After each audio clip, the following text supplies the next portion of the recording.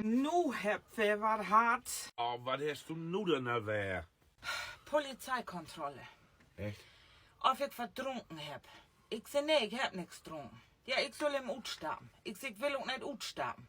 Ja, ik heb wat dronken. Ik zei nee, ik heb niks dronken. Ja, of ik met een test in verstand was. Ik zei ja, van mij ook maar een test. Ik dacht, ik zou pusten, ne? Ja. Toen zegt de Polizist aan mij, ik zal me hem voorstellen, ik vaar op een duistere straat en mir komen 2 luchten tegemoet. Wat is dat? Ik zei aan een auto, der mir tegemoet komt. Ja, zei, aber wat dan voor een auto?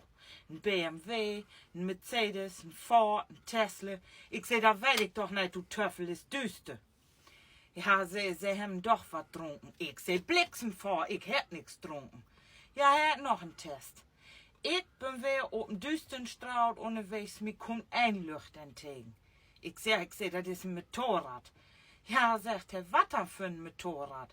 Een Honda, een Harley oder irgendwie wat anders. Ik zei, dat weet ik toch niet, is toch duister?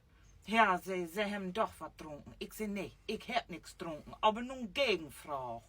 Ik zei, er staat een vrouw aan de strautenkant. Het high heels aan en zo'n netstrumpfhose, een minirok en boven is ook ziemlich naken. Wat is dat? Ja, zegt hij aan mij, is een wäscherwal, ne? Ik zeg, ja.